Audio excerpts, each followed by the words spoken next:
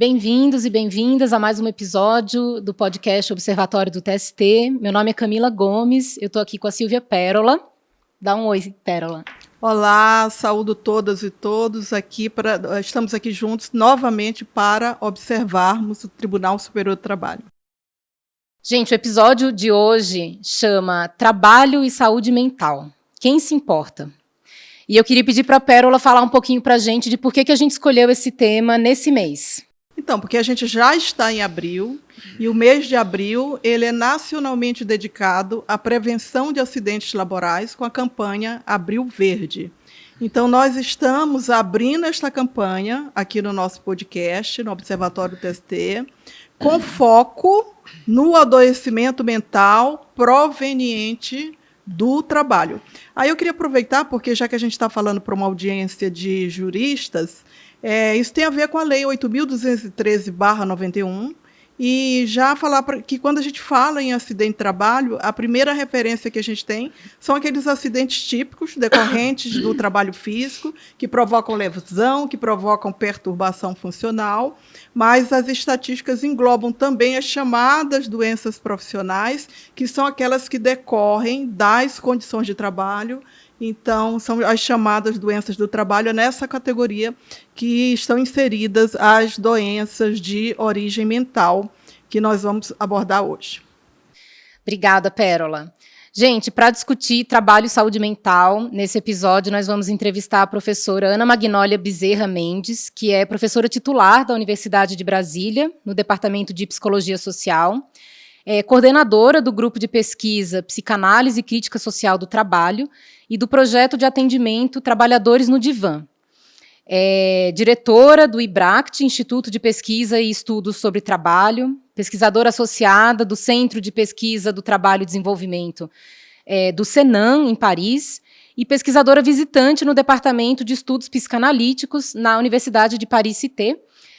Autora de vários livros, vou citar aqui alguns: As Galinhas que Lutem, O Trabalho na Clínica Lacaniana, Desejar, Falar, Trabalhar e Clínica Psicodinâmica do Trabalho. E participa também com a gente dessa entrevista a doutoranda Valéria de Oliveira Dias, que é mestre em Direito pela Universidade de Brasília, é pesquisadora integrante do grupo de pesquisa Trabalho, Constituição e Cidadania, e é assessora de ministro no Tribunal Superior do Trabalho. E a Valéria também é aluna desde o mestrado da professora Magnólia e vai nos ajudar aqui nos debates sobre trabalho e saúde mental. Professora Magnólia, inicialmente queria dar as boas-vindas, dizer que é uma alegria para a gente contar com a sua presença, de alguém que vem estudando o universo do trabalho e os efeitos sobre a saúde psíquica dos trabalhadores e trabalhadoras há tanto tempo. Esse é um tema muito importante, mas aí a minha impressão é subestimado, que tem muito impacto na vida das pessoas, mas que ainda é subestimado. Então, para a gente é muito importante, nesse mês especialmente, conseguir dar alguma visibilidade para esse tema. E queria contar para vocês, acho que a gente gostaria de contar que esse podcast ele nasce de uma demanda muito antiga, que foi alimentada por nós duas, mas também por uma comunidade de pessoas, sobretudo de advogados e advogadas, que se preocupam em olhar para o Tribunal Superior do Trabalho e para a Justiça do Trabalho com uma visão crítica, e produzir uma reflexão sobre o que está sendo feito ali dentro, o que está sendo entregue para a população, e partindo, realizar um debate crítico, reflexões profundas sobre o exercício da jurisdição trabalhista, à luz da Constituição, das normas internacionais de direitos humanos e da realidade brasileira. Então, a ideia de criar esse espaço para observar o TST e fazer essas reflexões está inserida numa complexão mais ampla, de que o direito, de que a justiça são temas que podem e que devem estar na boca de todas as pessoas. E que a comunidade jurídica, mas não só a jurídica, mas toda a sociedade, deve se engajar nos debates sobre política pública de justiça, de direitos humanos, para que justiça seja servida em todas as refeições, e para que a gente possa debater isso publicamente. Então, a ideia do podcast nasce dessa necessidade compartilhada, e é com grande satisfação que a gente conta com a presença de vocês, e queria começar dando as boas-vindas e pedindo que a senhora se apresentasse para a gente, contasse um pouco da sua trajetória profissional, de como começou a trabalhar com essa temática. Bom, boa noite, obrigada pelo convite, Silvia. É um prazer estar com a Valéria, doutoranda da UNB, e também a Camila. É um grande prazer participar, porque eu sempre fiz uma articulação com a área de direito. Então, eu costumo dizer para os meus alunos que não é possível trabalhar a questão da saúde desarticulada, descolada de outras áreas de conhecimento e de uma perspectiva sociohistórica, cultural, social, política, principalmente. Então, a articulação entre a psicologia do trabalho, a psicologia social, o direito, a sociologia, a medicina é de extrema importância para tratar as questões de saúde, porque a saúde é o que aparece na ponta do iceberg. E é preciso de compreender o que se passou ali naqueles ambientes que levou a esse índice de adoecimento que hoje em dia é alarmante. Então, participei na semana passada de uma audiência pública sobre o suicídio no trabalho, e eu comentei com meus alunos essa semana. Eu comecei a trabalhar em 1986, na Universidade Federal de Pernambuco, e a minha disciplina era Saúde Mental e Trabalho. Então, já tem um percurso. E eu comentava hoje que nos anos 80 falávamos da Lerdort, nos anos 90 da reestruturação produtiva e das questões ligadas ao assédio moral. A depressão aparece, os transtornos de ansiedade hoje extremamente proeminentes em diversas categorias profissionais, e hoje me vejo falando sobre o suicídio no trabalho e a prevenção do suicídio. Então, a situação, ao longo desses 37 anos que eu venho trabalhando com essa problemática, ela só piora. Não consigo. Existem várias ações. Eu penso que algumas políticas que já, digamos assim, reduz alguns danos e que coíbe. Eu penso que o direito tem alguns avanços. A Valéria pode nos contar em relação a legislações e que vão coibir determinadas práticas nefastas, perversas dos modelos de gestão. Então, eu diria que nesse meu percurso, para mim, é muito assustador falar agora do suicídio como uma questão de saúde pública, que eu penso que para diversas categorias profissionais. Isso é muito complexo, não é restrito a uma única categoria.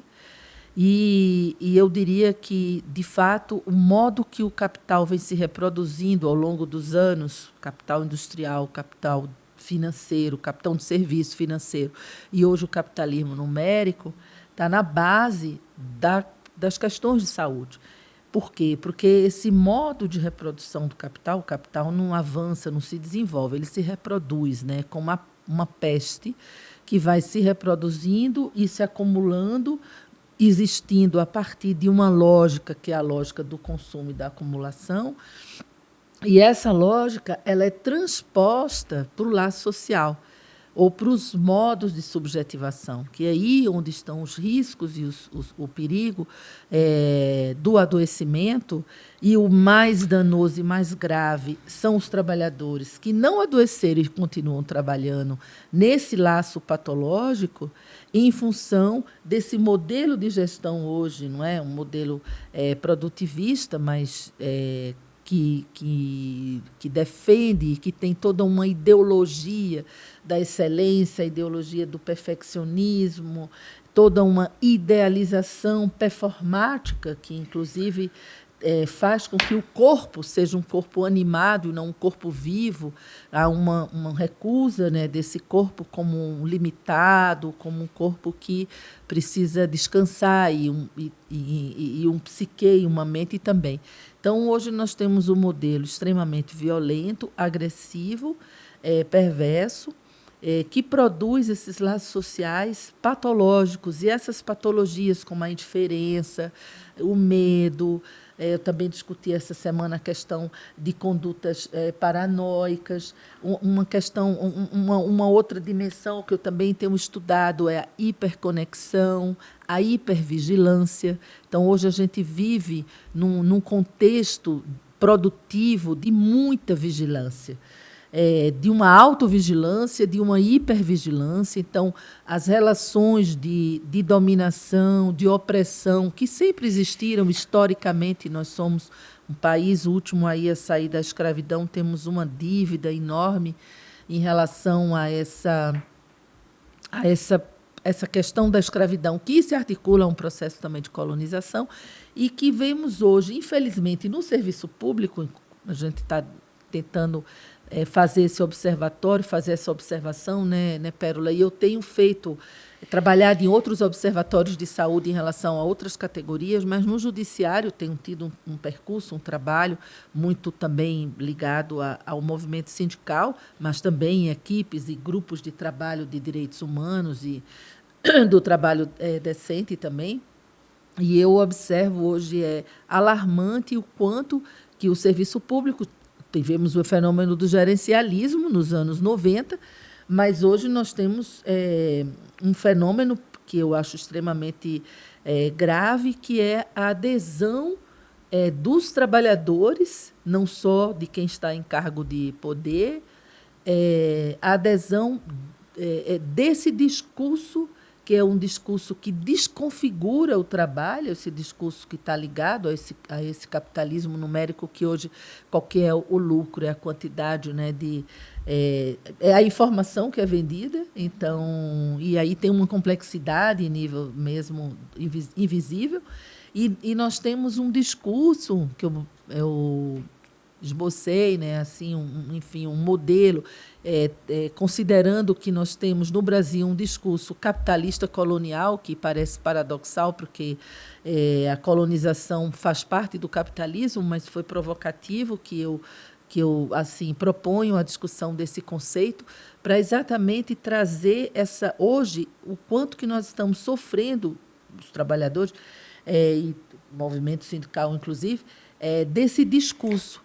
O discurso ele tem tido uma força, e é ótimo que a gente faça um podcast, porque é discurso, e eu espero que esse discurso também produza um efeito, né, como no sentido oposto ou contrário, ou, enfim, ou pelo menos que provoque uma resistência a esses outros discursos que têm sido amplamente propagados, veiculados e aderidos pelos trabalhadores. E é isso que eu acho assustador. A simetria de poder hoje ela passa de uma simetria horizontal, porque, como foi tratado o assédio moral, a Valéria fez mestrado sobre essa temática nos anos 90, muito vertical, e hoje nós temos, por exemplo, a gamificação como um processo de avaliação de desempenho, e a questão da simetria de poder ou desse jogo de colonizador de superior e inferior horizontal entre os colegas. E agora? Porque se você tem uma figura, que é essa figura, não é, de autoridade autoritária ou tirânica, e como que se produz esse jogo agora de tiranias entre os pares. Então, essa é uma questão que tem me preocupado em relação ao adoecimento. E uma outra que eu queria destacar é a questão ligada mais à escuta. Então, os trabalhadores, quando eles chegam no meu projeto, o projeto que eu coordeno na universidade, são pessoas que já adoeceram, a maioria vítimas de situação de violência e assédio moral. Existe ali uma discussão sobre a questão da escuta. Eu não sou escutado, eu não fui escutado. Então, o próprio processo de engolir o sapo, né, colocar assim de uma forma mais senso comum, vai ali produzindo, não é, um sofrimento que não é simbolizado e que pode se transformar em várias patologias sociais, em laços sociais de violência ou baseado na indiferença, na banalização. E esse ambiente ele se torna patogênico e aí vários adoecimentos podem acontecer. Então, assim, antes até de passar a palavra para Valéria, eu queria até reagir no bom sentido à magnífica fala da professora Ana Magnólia, para relembrar algo que até a gente faz aqui todo início de gravação de episódio, que a pretensão desse observatório é, na verdade, simplesmente observar. Então, a senhora trouxe brilhantemente a questão da escuta, e no nosso adoecimento, e por experiência própria, eu sou uma sobrevivente também das doenças mentais oriundas de trabalho, porque tive ansiedade, pânico e tal, a gente não se observa. Então, a proposta do Observatório do TST, que ele surgiu, inclusive, a partir de 3 perguntas. O que observar? Então, o objeto observado é o Tribunal Superior do Trabalho. Por quê? Porque o Tribunal Superior do Trabalho ele tem uma competência constitucional para entregar jurisdição de uma forma saudável, a partir do resguardo da dignidade da pessoa humana. Tanto que o ministro Emanuel cunhou lá na fachada do tribunal, que é o Tribunal da Justiça Social. E não há nada mais sociável do que o trabalhador são. E para quê? Para que o tribunal cumpra essa missão constitucional. Então, a gente está aqui para provocar essa reflexão. E já passando a palavra para a Valéria, eu queria dizer o seguinte, que me impacta muito: o Tribunal Superior do Trabalho tem um programa chamado Trabalho Seguro. E tem lá na página do Trabalho Seguro, lá no site do TST, um acidentômetro, com as notificações de acidente. Mas algo para observar e para refletir: por que processos que têm objeto, professor, acidente de trabalho gravíssimos, eles são denegados por decisões per relazione, por decisões monocráticas. Então, isso me impacta, é algo para a gente observar. Para que o Tribunal Superior do Trabalho, a partir dessa revelação de que ele se preocupa com a saúde do trabalhador, acho que deveria haver um filtro, como eu falo, com relação à negativa de prestação jurisdicional. Então, o tema hoje do nosso episódio é a reflexão como que as doenças de origem mental elas são minimizadas. Então, eu também atuei em casos de assédio sexual, que a trabalhadora está em pânico, e eu tenho um processo grande que a gente compreende, né? Então, a gente vai falar também aqui desse adoecimento da magistratura a partir da fixação de metas para o CNJ, que transfere, por outro lado, para os assessores, que transfere para os servidores, e que transfere para os advogados, porque nós também estamos adoecidos. Vira né? um ecossistema patogênico, poderia dizer assim. Um ambiente. Assim, a gente não quer produzir um discurso, a gente tem uma pretensão aqui de realmente de propor uma autoobservação. Eu, como advogada, como professora, foi esse, junto com Camila, né, quando a gente pensou esse objetivo de propor para a magistratura. Já tivemos aqui ministra do TST, já tivemos acadêmicos. Então, a advocacia, meus alunos também, advogados e advogados, que a gente faça essa reflexão e essa provocação. Né?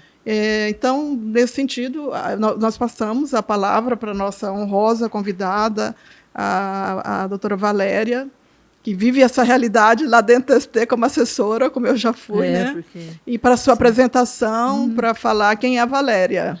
Olá, boa noite, Silvia Ferro, boa noite, Camila. Quero agradecer o honroso convite por estar aqui hoje, conversarmos, né, sobre esse tema, trabalho e saúde, que é muito caro. Muito obrigada. Boa noite, minha querida professora Ana Magnólia. É uma honra estar aqui com você, docente, pesquisadora brilhante, cuja produção científica é o marco teórico e empírico das minhas pesquisas no campo do direito, né, inclusive no doutorado agora. Eu devo dizer, professora, que a sua produção científica, principalmente no campo da psicanálise, ela tem sido o norte principal do meu desejo de investir na pesquisa e na produção científica. Por isso eu digo muito obrigada.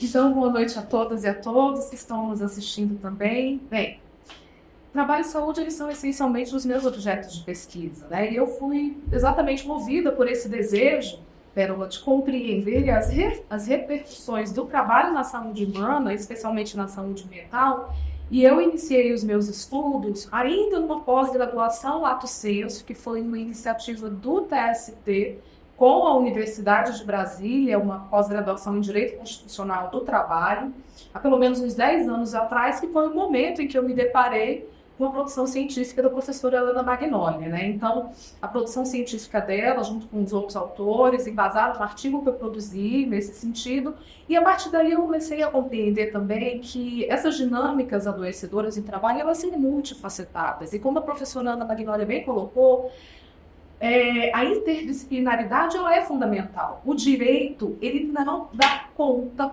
sozinho do grande desafio que é proteger o sujeito trabalhador. Ele não dá conta, sem suporte da realidade social, que ela é desvelada, ela é revelada exatamente pela pesquisa empírica, né? Como as pesquisas que a professora Ana Magnólia realiza, né? Uma das pesquisas da professora Ana Magnólia foi a Clínica do Trabalho no Sindicato dos Bancários de Brasília. Ela coordenou essa pesquisa e a minha pesquisa empírica no mestrado foi feita com base na pesquisa dela. O que a pesquisa dela mostrou? A pesquisa dela mostrou, ela analisou a organização do trabalho, ela fez a escuta clínica do sofrimento dos trabalhadores bancários no Sindicato dos Bancários aqui do Distrito Federal, e a pesquisa dela demonstrou que práticas abusivas de gestão e assédio moral organizacional, eles estavam na base do adoecimento de intensidade moderada a grave desses trabalhadores bancários. A partir desse resultado de pesquisa, foram 4 anos de pesquisa, de 2014 a 2017, eu peguei esse mesmo período e fui pesquisar decisões judiciais. A partir dessa realidade social, me vieram as seguintes questões. O Poder Judiciário Trabalhista do DF reconhece o assédio organizacional como instrumento de gestão do trabalho bancário? Porque isso ficou muito claro na pesquisa dela. E qual é o padrão de regulação judicial de conflitos trabalhistas que tratam do assédio moral e de adoecimento do bancário? Então, eu peguei esse mesmo período, de 2014 a 2017, fiz o levantamento de todas as ações judiciais que foram propostas aqui no Distrito Federal, foram cerca de 60 ações, e qual foi a conclusão?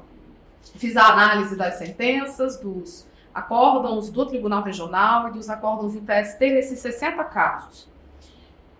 Bem, a conclusão foi que a Justiça do Trabalho, ela tende a não reconhecer a correlação entre o assédio organizacional, que é um assédio estrutural, destinado ao coletivo, pautado nos modelos de gestão, tende a não reconhecer a relação entre esse assédio e o adoecimento do trabalhador ou da trabalhadora que são submetidos a esse ambiente de trabalho degradado.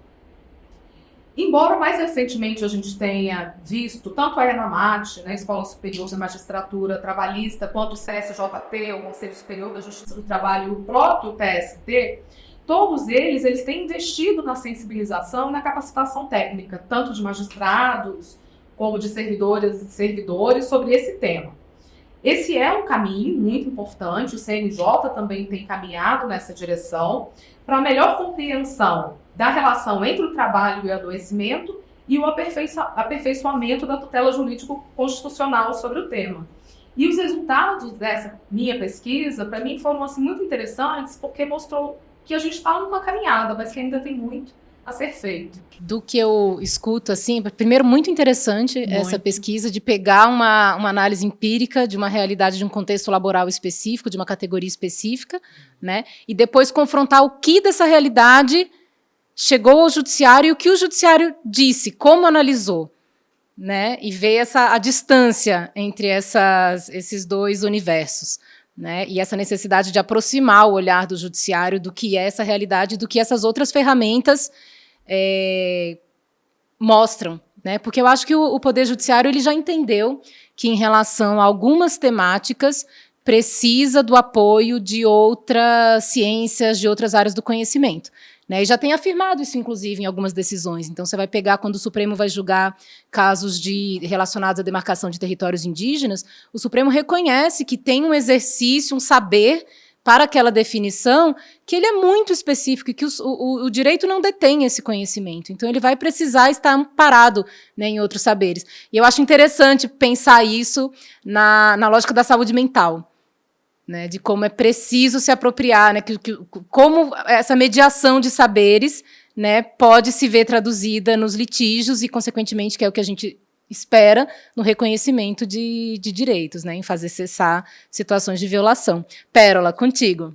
Então, é genial, e essa pesquisa fala da professora Magnólia, e eu queria situar também um pouco a nossa audiência, que no mundo do trabalho, quando a gente pensa em acidente de trabalho, né, e é como os casos chegam para o tribunal a partir dessa legislação que eu mencionei, né, com pedido de reparação, de danos morais, de danos materiais, de pensão, né.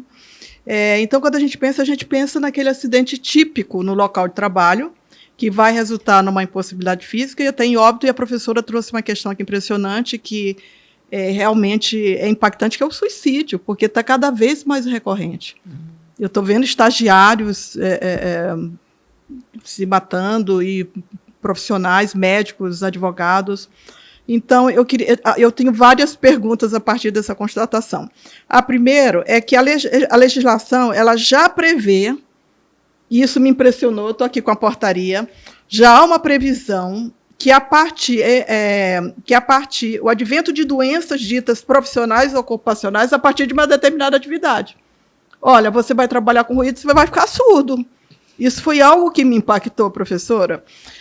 Ou seja, então, o que eu acabei de falar, né? Tem essa portaria aqui do Ministério da Saúde, ela foi recentemente atualizada e quase que eu não paro de tirar cópia, porque ela é enorme para cada situação, a gente não tem tempo aqui.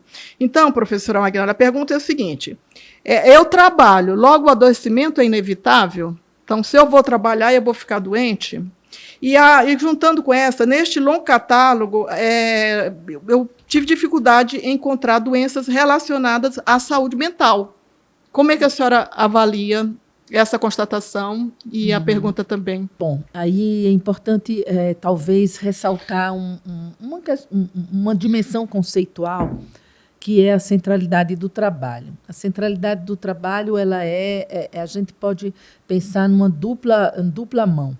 Também é importante a gente pensar as questões da saúde e do trabalho de uma forma dialética e trazer os diversos paradoxos e equívocos que existem, não só nas abordagens teóricas sobre o trabalho e sobre o adoecimento, mas principalmente nas práticas que são desenvolvidas dentro das instituições relacionadas à prevenção da saúde mental, etc.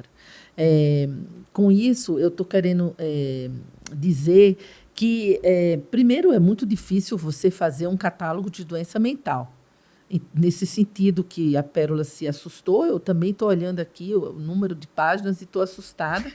E eu não sou completamente favorável a essa ideia de que o trabalho, a ideia do tripalho, o trabalho como algo penoso. Eu penso que, por isso que eu trouxe a centralidade do trabalho, o próprio modo como o capital está se organizando e tem se organizado hoje, tem se reproduzido, produz uma desconfiguração do trabalho.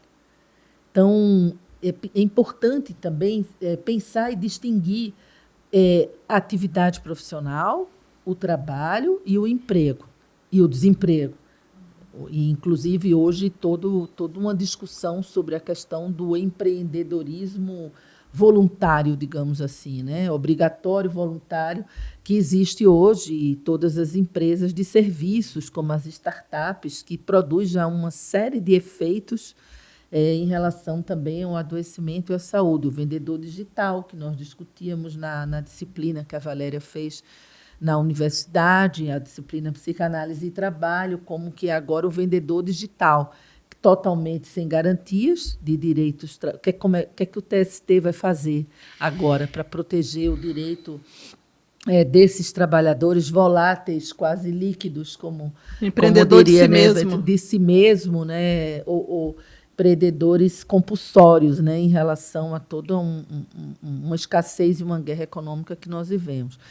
Bom, então, esse catálogo eu acho que é um pouco problemático, porque o trabalhador ele já vai entrar estigmatizado no trabalho, e eu acho que é problemático o conceito, o que é trabalho. Então, é importante que também haja essa reflexão, porque trabalho não é sinônimo de emprego, não é sinônimo de atividade profissional. Então, quando estudamos a categoria trabalho, é preciso também fazer um aprofundamento do ponto de vista ontológico, do ponto de vista filosófico. A gente está carente de filosofia, não é? Então, eu tenho dito isso também. Então, tem o trabalho como a psicologia compreende, como a sociologia compreende, como a filosofia compreende. Então, é muito genérico e tudo que é universalizado, de alguma forma, é colonizador. Porque se eu universalizo, eu parto do pressuposto que existe uma maioria, ou que isso é bom para todos, e que se tem algo que é bom para alguém, alguém também que está definindo isso. Então, esse jogo superior-inferior, que é um pilar, não é um pilar do processo histórico de colonização, mas eu tenho trabalhado com essa colonização da subjetividade, ou a taylorização da subjetividade, sustentada nesse pilar da acumulação e do consumo, e nesse pilar, né, análogo ao taylorismo, e que produz uma série de desenlace social, uma série de deformações subjetivas. Então, eu penso que vale pensar o que é o trabalho, de que trabalho se está falando, para poder definir que adoecimento ou que possibilidades de cura. Hoje eu discutia, por exemplo, o trabalho socioeducativo, o trabalho voluntário. E são trabalhos que produzem, não é, um resgate do sujeito. Um trabalho desconfigurado deforma o sujeito. Um trabalho configurado, no sentido mesmo do que é o trabalho, né, na sua essência ontológica, pode possibilitar uma constituição de sujeito e pode possibilitar, inclusive, a cura de adoecimentos. Então, isso eu falo desde que eu comecei lá na minha disciplina na Universidade Federal de Pernambuco, que o trabalho ele adoece e ele cura ao mesmo tempo. Então, existe aí um paradoxo, uma dialética que a gente tende ainda a funcionar de uma forma muito cartesiana, muito ou e muito causalista, no sentido direto. Então, acho que essa é uma questão. E a outra questão do que eu escutei dos comentários de vocês, eu fico muito impressionada, sabe, Pérola? Casa de Ferreira, espeto de pau. Como é que a justiça, né, que está para fazer justiça, banaliza tanto o sofrimento dentro das instituições de justiça, né? Então, em 2018, eu fiz uma pesquisa para a FENAJUF, para a federação, com todo o Brasil. Foi uma pesquisa de larga escala, onde aplicamos diversos instrumentos para identificar o que a Valéria comentou sobre o assédio organizacional, o modelo de gestão. Inclusive, no próximo mês eu vou também comentar sobre a questão da hiperconexão, que é uma questão hoje também, não só em relação aos trabalhadores da justiça. Então, eu fico assim muito assustada como os trabalhadores da justiça que têm como missão a justiça, estão sendo injustiçados, estão vivendo situações de assédio moral, sexual, estão se suicidando, estão submetidos a um modelo quase que monarquista, não é? De um modelo tirânico, no sentido mesmo de uma tirania, de um pensamento hegemônico, de uma única possibilidade. Evidentemente que tem, como a Valéria, como você e como outros que eu conheço, que eu trabalho, que tem uma outra visão, mas não sei se é o que predomina. Então, eu que estou fazendo uma pergunta para vocês. Não, eu penso que como que a justiça faz justiça, se banaliza a própria injustiça e faz um massacre. Eu vou usar esse termo porque eu atendo muitos servidores que trabalham na justiça no meu projeto da Universidade de Brasília, o que é extremamente curioso, porque são trabalhadores que têm salários enfim, ok, ou não sei se bons, mas razoáveis, e que procuram um projeto que é gratuito e que escolhem ser atendidos por estagiários na Universidade de Brasília, porque vão ser escutados nas suas questões ligadas, por exemplo, ao assédio moral. Então, recentemente eu encontrei, isso é público, fui encontrada, na realidade, por uma ex-trabalhadora da Justiça, que inclusive entrou com o processo, me procurou, estava fazendo uma palestra, ela falou: professor, eu sou o caso tal que você publicou, e obrigada por ter me aceitado no seu projeto, porque eu estava com ideação suicida. Então, É enorme as demandas que chegam no projeto. E eu fico assustada. Como que dentro dos tribunais existe tanto adoecimento? Se é neste lugar que deveria se cuidar de todos os outros trabalhadores que estão adoecidos, não só os bancários, como a Valéria citou, que eu trabalho, mas professores, mas outros trabalhadores do sistema privado, do comércio, da indústria, da quantidade de processos de acidente de trabalho que a Pérola trouxe. Então, eu fico, sabe, assim, me impressiona muito como que não há uma reflexão ou um se debruçar sobre a questão da gestão de pessoas ou do adoecimento dentro de uma instituição que se presta a fazer uma justiça trabalhista, por exemplo, de tantos trabalhadores que estão por aí massacrados, os terceirizados, os trabalhadores, esses que a gente comentou agora, dos que não... em relação ao próprio desemprego também, que é hoje uma questão grave. E eu não sei em que nível também está sendo discutido do ponto de vista jurídico, não é? Como proteger esses trabalhadores que não têm emprego. Porque a diferença é um trabalhador que não tem emprego.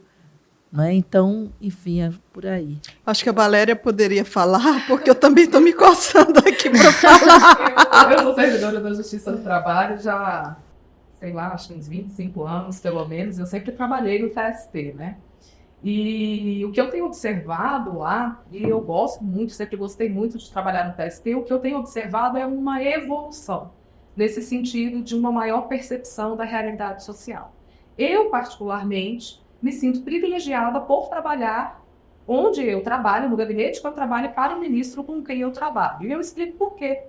Porque ele se vê muito mais docente, pesquisador, do que juiz. Se fosse perguntar para ele o que o senhor prefere ser ministro, o senhor prefere a docência, ser professor ou ser juiz? Qual a sua vocação? Qual a sua vocação? A vocação dele é ser professor. Então, a partir daí, por que eu acho muito interessante trabalhar lá? Porque produtividade lá no gabinete, a gente precisa ter. A gente tem método CNJ, a gente tem estatística todo mês chegando. Então, produtividade é uma premissa. Mas o cuidado com o adoecimento, com a proteção do trabalhador, lá também existe.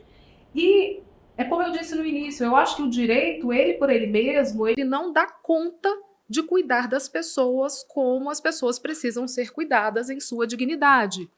Mas, a partir do momento que o gestor ele tem um olhar voltado e esse olhar ele é interdisciplinar e ele é voltado para a pesquisa, para a realidade social, eu acho que se consegue sim ter um ambiente de trabalho que seja mais equilibrado. Agora, isso acontece em todo o TST? Não, tanto é que tem muitos cursos e tudo incentivando exatamente a prevenção de práticas de assédio. Sim. Eu ouvindo aqui vocês falando, eu tenho assim, duas perguntas que eu queria colocar sobre a mesa.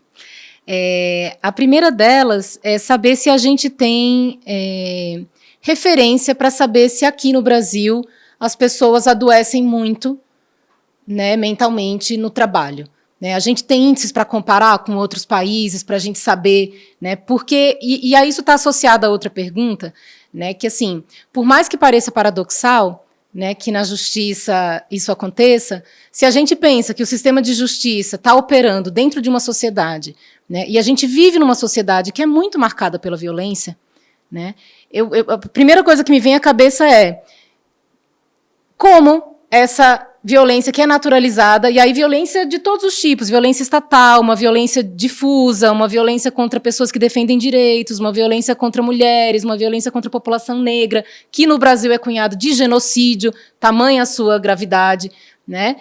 Então eu fico pensando, aí a pergunta muda, porque é quase dizer assim, como ser diferente? Se a gente tem uma sociedade que é tão marcada por essa violência, será que as relações de trabalho estariam alheias a isso? Ou estariam, ao contrário, marcadas por isso, né, e definidas em grande parte por isso. Né, uma lógica de apropriação do corpo das mulheres e das pessoas negras. Isso é o que a gente vê na nossa sociedade. Será que no mundo do trabalho seria diferente? né? Então, mas aí é que eu queria responder e concordar plenamente com a professora Ana Magnólia e dizer o seguinte: qual é o meu negócio? Qual é o negócio do TST?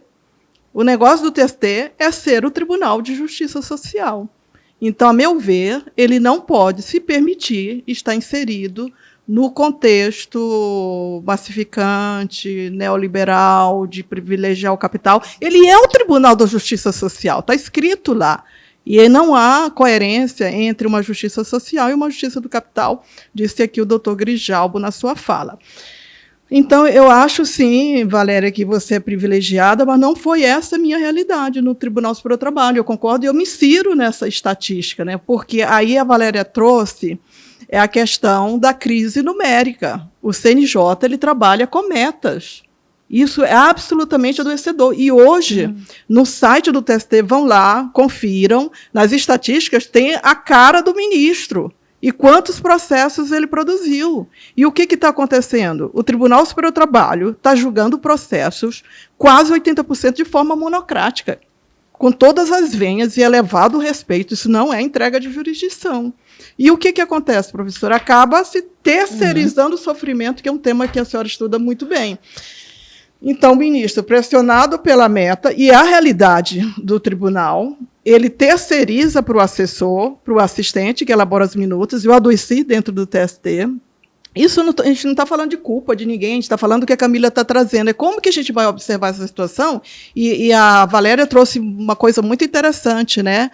Que é a questão que o direito não tem essa resposta. E foi falado muito aqui a questão da interseccionalidade. A gente está aqui com pessoas... E o tribunal tem essa preocupação. Então, os ministros têm essa demanda. São 600 mil processos divididos por 24 ministros. Não dá. É humanamente impossível, porque os 3, professora, não participam da distribuição. Então, tem a meta do CNJ, os 3 da administração. Obrigada. Eu tenho mania de cortar as palavras. Então, não participam. Então, aí tem uma cota para o assessor. Eu, como assessora de ministro, eu tinha, não sei a Valéria, uma cota de 12 a 15 processos por semana. Claro que não dá conta. Então, a gente leva para as férias e você adoecendo. Eu tive ansiedade, pânico, até é uma pergunta que vai ser colocada, quais são as possíveis doenças do trabalho. E o advogado também está adoecido. Porque a gente está aqui, eu tenho processo que foi denegado em 2 dias úteis. É uma cadeia de adoecimento. É uma cadeia de adoecimento. E aí, o que você diz para aquela parte que o processo dele foi denegado? Então, é essa cadeia, e eu não sei aqui se a Camila quer trazer uma outra pergunta, ou se a gente já pode colocar... Eu já tinha feito 2. Duas. Eu vou só complementar. Aí eu vou só jogar a minha também. Quais são essas doenças mais típicas relacionadas ao trabalho? Eu vou só complementar a sua fala, Pérola, porque existe mesmo uma terceirização do sofrimento. Eu gostei dessa expressão que você usou. E é essa a realidade. E aí, você falando, eu lembrei da pesquisa de tempos e movimentos do Frederick Taylor. É igual. Nós estamos no século XXI, nós estamos em 2024, e você acaba de dar um exemplo quando você faz essa distribuição numérica de processos e de atividades, que é uma atividade que julga vidas. Você não está... Um processo ali é uma vida que está sendo julgada e que vai produzir um efeito na vida dessa pessoa. Então, eu me lembrei do Taylor. E da questão das metas, eu concordo completamente, e esse foi o resultado da pesquisa que nós fizemos na FENAJUF. Que você acabou de dizer, está nesse relatório que nós apresentamos em 2018. Bom, e sobre o que a Camila fala, a violência ela é estrutural, ela é política, ela é social, ela é histórica. Então, no Brasil, a sociedade é uma sociedade adoecida hoje, eu diria, ao meu ver. Porque eu não sei em que medida existem muitos movimentos sociais de resgate, de reconfiguração, mas nós temos uma estrutura, historicamente, que define, quando você fala, define as relações de trabalho, marca as relações de trabalho, absolutamente marcam. Define, marcam, atravessa e é causa do modo como as relações de trabalho são estabelecidas hoje nessas instituições. E é isso que vai produzir o adoecimento. Então, a questão do racismo, a questão do patriarcado, a questão colonial, a questão escravista, não é? A questão de gênero, o patriarcado é uma característica da sociedade brasileira, que se reproduz em todas as instituições. Existem estudos, que não é o caso agora de citá-los, que definem, que dizem, que demonstram a reprodução da sociedade nas instituições. São estudos milenares que vai exatamente confirmar o que você diz. Então, no tribunal, ou na universidade onde eu estou, existe ali a reprodução das relações sociais que são marcadas pela má distribuição de renda, pela divisão social do trabalho, que vem lá atrás, pelo modelo escravista, colonizador, e vai, então, se reproduzindo, e a relação de trabalho. Então, eu não acredito muito, sabe? Eu sou otimista e sou pessimista. Em que sentido? Eu não acredito muito que exista espaços institucionalizados de trabalho que sejam diferentes do que se passa na sociedade. Mas, por outro lado, eu acredito muito que existe um sujeito que pode agir, um sujeito que pode transgredir, que pode subverter. Então, acredito muito na possibilidade de subversão. A subversão desse discurso hegemônico, desse discurso tirânico, as possibilidades como esse programa que a Pérola propõe, que eu penso que é uma forma de subversão, de resistência.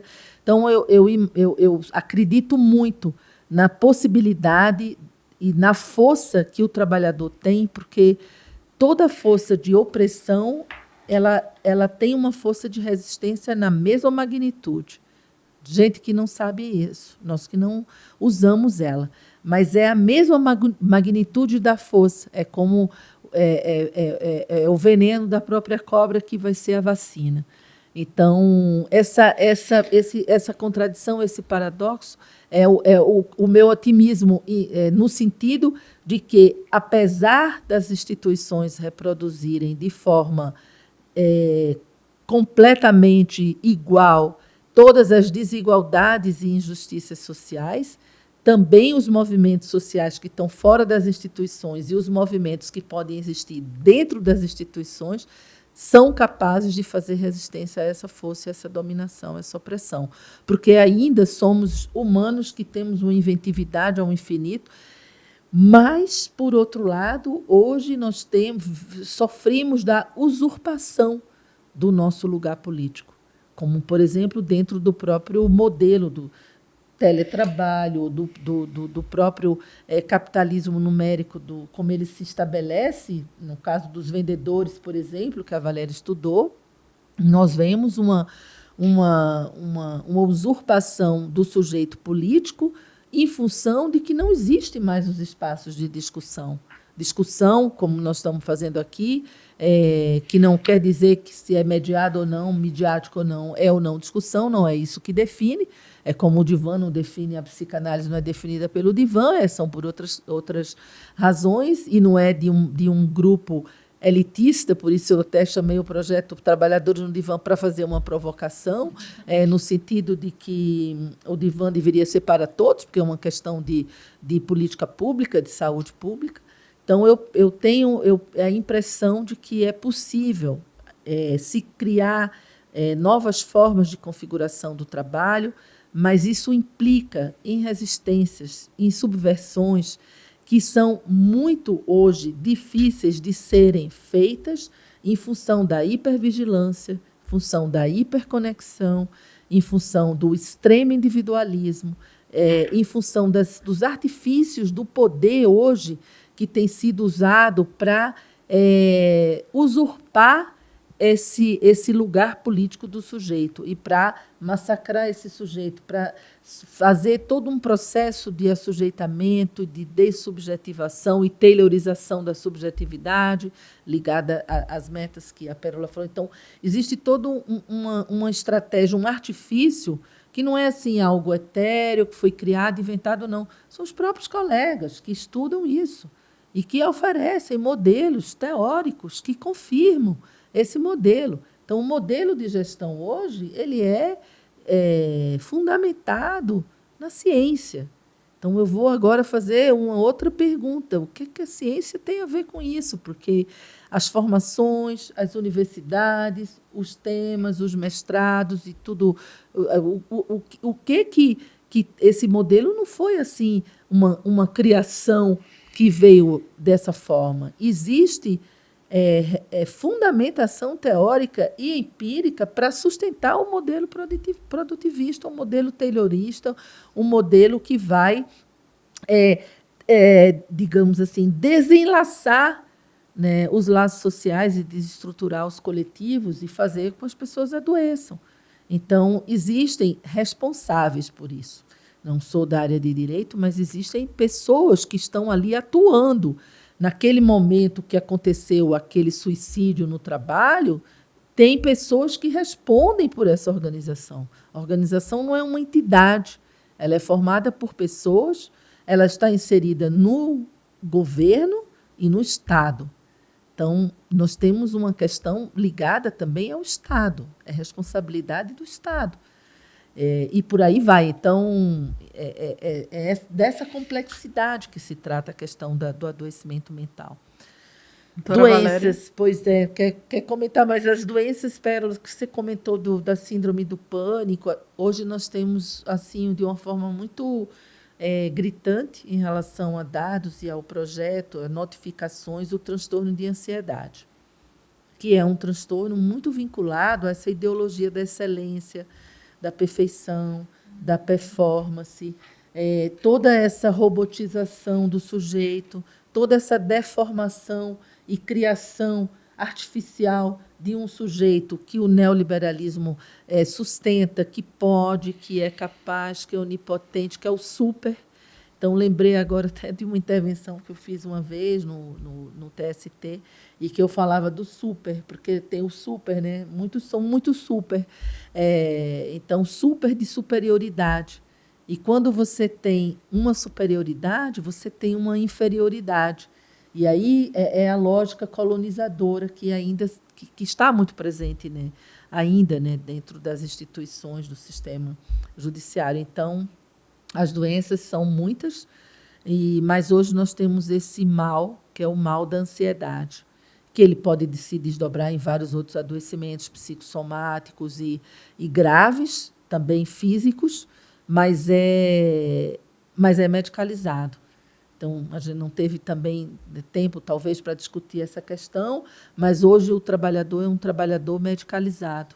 Ele vai, porque existe a indústria da farmaceuticalização, existe a indústria e o trabalhador, muitas vezes, a gente não tem a notificação do adoecimento, é subnotificado, não só porque tem a via crucis, a vergonha, o estigma, mas tem também hoje um aspecto que tem nos preocupado, que é o trabalhador esse medicalizado, o corpo animado pelo remédio.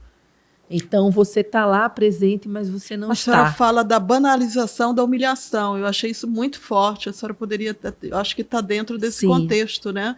Então, eu tenho vergonha de parecer que eu estou... Eu mesma eu tenho Exatamente. vergonha de parecer que eu sou ansiosa, mas não sou adepta de remédio. E o que seria bom. isso da banalização da humilhação? Seria bom isso. Foi dentro de um contexto de uma fala onde eu acho que discutia a questão dos atos de violência, e que eu recentemente tenho estudado, né, a violência como um ato, e nós construímos, né, um protocolo para fazer pesquisa, e um dos fatores é a humilhação. Então, a humilhação, a intimidação e a discriminação. Então, acho que foi mais ou menos nesse contexto que eu trouxe, e a banalização nesse sentido no sentido de que nós, de uma forma, enquanto categoria genérica, enquanto sujeito, temos, não é, a questão da humilhação como algo muito, pode ser muito instrumentalizado, porque nós não costumamos, como seres humanos sujeitos, falar da humilhação que a gente sofre. Então, nesse sentido que existe, se articula com a vergonha e que existe essa banalização, não me lembro se foi exatamente assim que eu falei, mas no sentido de não falar. Então, muitos dos atos de violência que são praticados e que as pessoas vivenciam, eles são escondidos. Não só invisibilizados no nível do invisível, mas é escondido, porque é humilhante para um ser humano admitir que está sendo violentado de alguma forma na sua dignidade. Extremamente eficaz, porque em função dessa recusa, ou não sei se recusa exatamente, mas do que a humilhação significa para um ser humano em relação à sua própria dignidade, condição humana, é de tal sorte, tão forte, tem uma força, que para não falar dessa humilhação, eu entro num processo de servidão voluntária, ou eu não vou fazer uma denúncia, ou eu não vou dizer que estou passando por uma situação de violência. Aí eu adoeço. Então, vou naturalmente, porque a violência vai se agravando e você não vai falar dela, porque tem essa dimensão de que é extremamente humilhante ser vítima de uma situação de violência. E a senhora conclui que isso pode levar o sujeito ao suicídio. Eu aspei isso aqui. Concluo nesse sentido que é muito mais profundo, não sei nem se seria, enfim, da minha parte, trazer essa discussão aqui, uma provocação da Pérola, a temática ela é profunda, porque diz respeito de um processo de subjetividade que faz parte da categoria do humano e que é realmente instrumentalizado, como a Camila falou, pelo próprio modelo de gestão. Então, eu vou dominar pela humilhação. Então, a humilhação é usada hoje como instrumento de dominação, como instrumento de gestão. Essa é a hipótese que eu estou trabalhando, Pérola, mas ainda não escrevi sobre isso, não tenho ainda um estudo conclusivo sobre isso, mas que é pela humilhação que o trabalhador pode entrar numa servidão voluntária ou aceitar os atos de violência, no sentido aí a banalização é essa. Se banaliza o ato de violência em nome de não revelar a humilhação que a violência provoca na sua própria dignidade humana. Então, seria nesse sentido que eu estou estudando a humilhação e como talvez o suicídio possa se encontrar um pouco nessa dinâmica da vergonha de ser humilhado diante de uma situação de violência, porque realmente eu penso que a violência, ela é uma forma radical de humilhação, e o sujeito admitir que está sendo humilhado é aí onde ele vai entrar em outros caminhos, como a medicalização, o adoecimento vai aparecer aí, e vai encontrar saídas para não dar visibilidade à humilhação que a violência produz.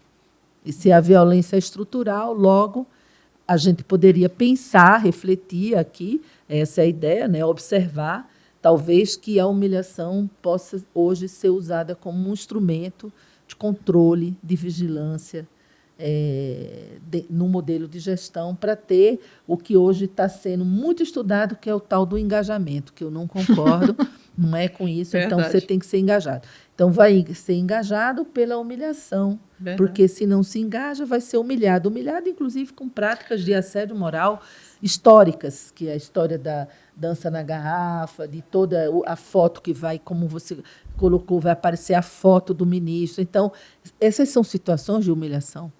E aí o trabalhador pode aceitar, aspas, não é, essa situação de violência para não passar por essa humilhação que seria, por exemplo, ser exposto como um fraco, não é? Como aquele que não conseguiu bater a meta, como que está fora, como que não conseguiu ser robô, não conseguiu ser máquina, não conseguiu ser super, então falhou. Muito bom. E aí... Valéria, você quer? A meu ver, faz muito sentido essa sua ponderação, professora, acerca da humilhação como esse instrumento mesmo de perpetuação da violência e de imposição da servidão voluntária, porque se a gente pensar em outros contextos, como o contexto da violência doméstica, por exemplo, a gente vê isso de forma muito clara. Então, trazer essa dinâmica de violência que é da sociedade, que é estrutural, para as relações de trabalho, de fato, é uma forma de você colocar aquela pessoa numa situação de vexatória a tal ponto que ela fica sem saída. Isso. Muito interessante. Eu queria voltar para uma pergunta que eu tinha feito sobre dados, né? Assim, o que a gente tem de dados para ajudar a gente a dimensionar? Porque a gente está falando aqui de um quadro de adoecimento na realidade brasileira, né, nas relações de trabalho. A gente tem dados sobre isso que nos ajude a ter assim, a dimensão do quanto se está adoecendo no Brasil em razão do trabalho? E também saber se tem dados desagregados, assim, para saber se as mulheres sofrem mais com adoecimento mental, né? A gente tem informações sobre isso, uma dimensão de raça, de gênero, ou um comparativo entre países, alguma forma que nos ajude a dimensionar. Você mesma comentou que o transtorno mental é a terceira causa de afastamento no trabalho. Então, esse é um dado já importante para ser destacado. A questão, eu vou falar do dado que eu já pude coletar em pesquisas que eu venho fazendo. Por exemplo, a questão do racismo, ela aparece com muito mais força, segundo lugar, gênero.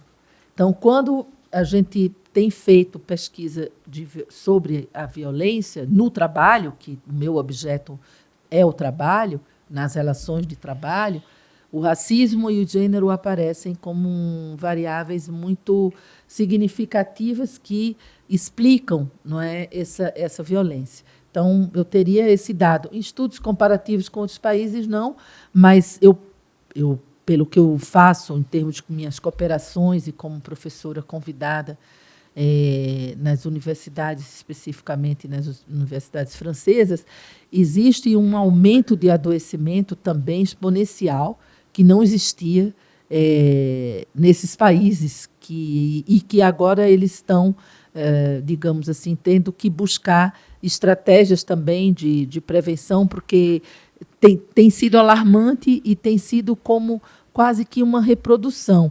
Como você comentou aí, agora eu estou falando de uma forma, mais uma opinião minha, de reprodução, fazendo uma metáfora, uma analogia com o que você disse, as instituições reflexo da sociedade, eu diria que a sociedade reflexo do planeta. Então, com toda a abertura, né, de mercado, toda a globalização e toda essa padronização econômica desse modelo, então, as questões do trabalho, elas têm se reproduzido também em outras sociedades e outras culturas que não só países, enfim, periféricos como o Brasil. Então, tá chegando lá. Ou seja, é tão grave, é tão propagado em função dessa globalização do globo, do planeta, né, que tudo que se passa na sociedade tem sido reproduzido. Mas eu ainda penso que o Brasil é um grande laboratório, de experimentos de tudo que não é bom, e utiliza o Brasil para experimentar. Então, inclusive a farmaceuticalização e outras coisas mais. Então, aqui nós somos um laboratório de mazelas. Eu acredito que ainda somos, nesse sentido, né, usados para fazer de forma bem eficaz a reprodução de tudo que é interesse mesmo, aí sim, do capital do planeta, né? Então não dá para fugir desse recorte do assédio sexual, sim, que começa como assédio sexual para as mulheres, ele acaba desaguando em assédio moral, e aí vem o que a senhora colocou, né, que é a humilhação. Então, eu sofri assédio sexual, acho que desde que eu me entendo por gente, né? E, no caso, muitas mulheres, você não pode, você tem que trabalhar. Então, eu tinha que trabalhar, e depois vem a banalização, e você se sente humilhada de estar revelando esse assédio, né? Então, eu tenho certeza, e já atuei também em casos no tribunal envolvendo assédio sexual, e a gente tem aí a Convenção 190 da OIT, em boa hora, que não é tão antiga assim, mas creio que sim, as mulheres elas estão muito mais adoecidas, porque não é fácil ser mulher de jeito nenhum. Então, no trabalho, eu pelo menos nunca encontrei uma mulher que não tenha sofrido assédio sexual, que depois redunda em assédio moral, e certamente eu vivia em pânico, né? Desenvolvi pânico, ansiedade, e eu acho que esse recorte de gênero é muito importante. Acho que, não sei se a Camila quer... A gente está caminhando para o final, na verdade a gente já passou de 1 hora, um pouquinho de 1 hora, mas acho para a gente... acho que eu não sei vocês, mas eu estou impactada. Na verdade, eu estou impactada com essa conversa desde que a gente começou a se preparar para o podcast, que eu comecei a ver os materiais, as produções da professora. Porque o trabalho, né, da professora Magnólia, para mim, por exemplo, começa a botar nome em coisas que a gente observa. Né? Então, é como colocar em categorias coisas que a gente observa e que acontecem no espaço de trabalho. Né? Então é muito elucidativo, mas também ao mesmo tempo impactante, né? Mas eu acho que para a gente terminar com uma questão positiva, eu perguntaria assim, né? Assim, para o direito tem uma questão que ela é muito delicada e desafiadora, que é a questão de prova. E esse sistema de adoecimento mental, um desafio que existe é de você mostrar que há uma correlação entre a lógica do trabalho, a gestão do trabalho, a forma como o trabalho está organizado, né, a ambiência, enfim, vários fatores, e o adoecimento. A Valéria falou um pouco sobre isso aqui no início, que o trabalho de dissertação foi, de certa forma, olhar, né, para como isso chegava no judiciário, mas eu pergunto para a professora Magnólia se nesse trabalho que a senhora vem desenvolvendo, se há caminhos, protocolos, formas de identificar nas pessoas que são recebidas na clínica, né, marcadores, enfim, mecanismos mesmo, ferramentas, né, da psicologia, enfim, de outras ciências que ajude a identificar e fazer essa correlação, porque eu volto para isso. Porque se há uma disparidade tão grande entre o que é observado da psicologia, por exemplo, no mundo do trabalho, e do que é traduzido em decisões judiciais, significa que o judiciário precisa de ferramentas para olhar melhor essa realidade, ou usar de outras ciências para conseguir compreender essa realidade.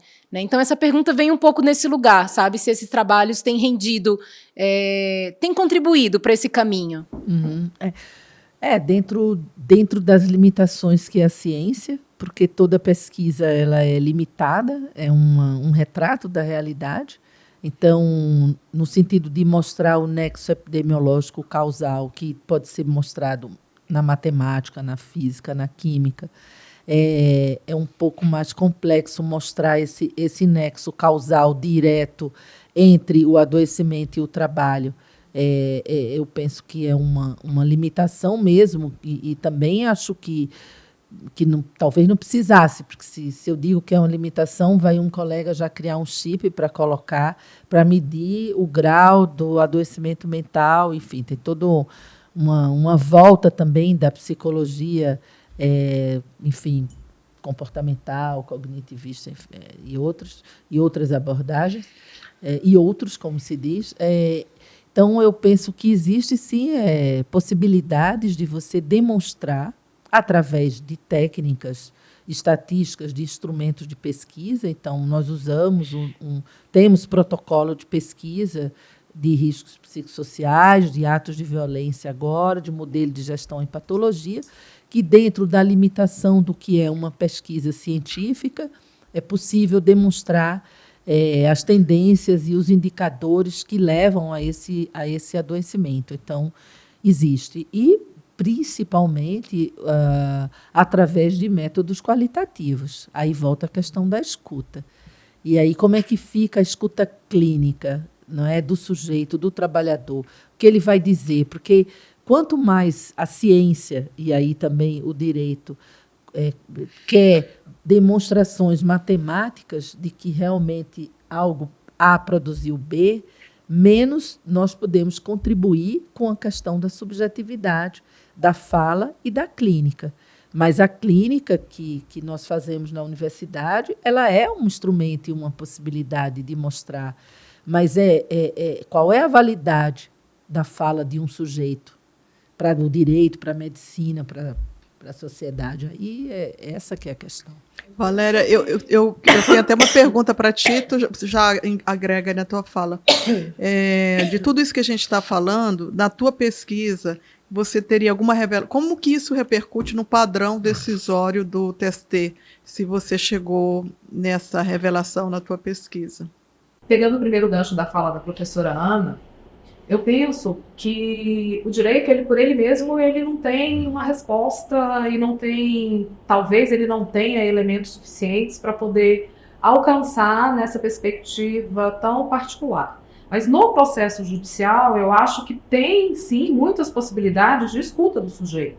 A partir da perícia médica, judicial, o sujeito pode ser ouvido e, se constatado, por exemplo, como no caso da minha pesquisa, a existência do assédio organizacional, que segundo eu apurei, é uma demanda vinculada a um meio ambiente de trabalho degradado, eu acho que poderia ser determinado pelo juiz, por exemplo, ou pela juíza, uma perícia ambiental. Ir àquele ambiente de trabalho e periciar o coletivo de trabalhadores para ver de que maneira se há ou não, de que maneira a fala daquele sujeito está reverberando na fala daqueles outros sujeitos que integram aquele coletivo. Então, eu penso que a interdisciplinaridade é extremamente importante porque ela abre a visão do julgador para inúmeras possibilidades, porque ele é o que conduz o processo, ele pode determinar a produção da prova da maneira como ele achar que melhor atende aquele caso concreto. Então, a perícia ambiental, a gente está voltado... O judiciário voltar os olhos para a proteção do meio ambiente de trabalho, que aí envolve saúde do trabalhador e meio ambiente equilibrado mesmo, quer seja ele no trabalho presencial ou no teletrabalho, não importa, o meio ambiente ele é definido mais pelo modelo de gestão adotado do que pelo fato de você estar ali na troca, né, com o colega no dia a dia. Enfim, eu acho que tem muitos caminhos, sim, e que é possível, mas que depende exatamente disso, de estar atento a esse processo, de deixar o outro falar e ouvir o que ele diz, né? Agora, em relação à minha pesquisa, poucos julgados, poucos processos chegaram ao TST, e os que chegaram, as decisões foram mantidas. Não me lembro se, acho que uns 3 dos 60, da mais ou menos 60 ações judiciais que eu analisei, umas 3 ou 4 chegaram ao TST. Não houve alteração da decisão do Tribunal Regional, porque o TST, como você bem sabe, né, Pérola, tem a limitação de não poder revolver o contexto fático probatório daquele processo. Então, se o TRT consignou a prova, a gente consegue dar um reenquadramento jurídico adequado, caso não tenha mais adequado, enfim, caso não tenha ocorrido no Tribunal Regional. Mas, na minha pesquisa, assim, não ficou, para mim, demonstrado que o TST tenha reformado decisões, até porque, como dizem, né, o TST, ele pacifica. O objetivo do TST é pacificar a jurisprudência, ele tem limitações processuais, é uma instância extraordinária, e eu acho que essa questão da atuação do advogado na Vara do Trabalho e no Tribunal Regional do Trabalho é extremamente importante. Uma peça processual bem feita, uma instrução adequada, isso é fundamental para alcançar, para que aquela pessoa, aquele trabalhador alcance o direito que ele busca, né? Eu vou até te responder, porque por um dever de ofício, falar para as minhas alunas e para os meus alunos, e algo que eu falo nos meus treinamentos, que a matéria fática não é porque ela trata de prova, e a doutora Valéria, assessora aqui de ministro, gente, já deu a dica, essas matérias elas não precisam chegar fática no Tribunal Superior do Trabalho, ela colocou muito bem. Então, o advogado atuar na Vara do Trabalho, no Tribunal Regional do Trabalho, fazendo os embargos de declaração, trazendo esses fatos para os autos e vai na revista com a preliminar de nulidade por negativa de prestação jurisdicional, faz um bom despacho. No caso que eu atuei de assédio sexual, as provas estavam claríssimas, reveladas nos autos. Meu aluno que tinha feito o recurso de revista, e o ministro-presidente, ele lia, inclusive com relatório da ouvidoria de assédio, um assédio tremendo. Então, essa fala ela é muito importante da gente conseguir fazer que o tribunal proceda só ao devido enquadramento jurídico dos fatos, desde que a gente consiga trazer tecnicamente esses fatos para os autos, né? Eu acho que essa questão da escuta, né, e revivendo aqui também alguns episódios profissionais, eu acho que a gente, né, no exercício da advocacia, inclusive pode até ser ou um novo espaço de silenciamento ou um dos primeiros espaços de escuta, né? Eu já tive um caso, acho que um dos primeiros casos que eu acompanhei de assédio no ambiente de trabalho. A reclamante foi para a gente fazer uma conversa e ela foi com o marido. E o marido ficava o tempo todo culpabilizando ela, dizendo, olha, mas por que você entrou na sala? Mas por que não sei o quê? E aí a gente teve que chamar a ordem, né? Como é que a gente gosta de dizer, pera, aqui você não tem que provar nada para mim. Eu acredito no que você está dizendo. A sua palavra vale. Né? E aquilo mudou tudo. Né? A forma como ela contava a história, o que ela contava da história. Né, então, fiquei pensando muito nisso, né, de que esse momento de escuta ele pode acontecer ou não acontecer desde ali desse momento de atendimento. Gente, nós super passamos o nosso tempo, acho que se pudesse a gente ia continuar conversando um monte aqui. Queria agradecer imensamente a presença de vocês duas, foi muito bom. Queria abrir a palavra mais uma vez, se vocês quiserem fazer alguma consideração final. Estou super agradecida de poder participar desse debate. Eu fico muito feliz de que existam essas iniciativas, né, para fazer essa parceria do direito, né, com a psicologia social do trabalho. É fundamental para as questões da saúde. Né? Então, foi um prazer participar. Muito obrigada pelo convite, Pérola, e bom te conhecer, Camila. Bom rever Valéria também. Eu sou gratidão pura pela oportunidade de estar aqui, de ter esse espaço, né, de aprendizado, de construção do conhecimento com cada uma de vocês. Com a professora Ana, que é minha professora querida do coração. E, enfim, muito obrigada e que nós sigamos na luta, né? Na luta e na pesquisa para a gente tentar construir espaços de escuta, espaços de fala, espaços de acolhimento, né? E que a gente possa ter um direito aí mais justo e mais acessível para todos. Eu queria também agradecer a Camila, minha parceira aqui, minha amiga, minha pupila, e agradecer a professora Magnólia. Fiquei fã aí dos vídeos, dos textos. A Valéria, porque eu estava no tribunal, a gente chegou a ser contemporânea de TST, né? Foi minha professora de minuta de recurso de revista. Olha, que registro importante, né? E honroso para mim também. Então, saí aí para advogar, mas eu queria dizer que ficou muito forte para mim uma palavra. Acho que até a gente podia fazer uma brincadeirinha com a palavra que você tira daqui, mas uma palavra que eu tiro é a escuta, né?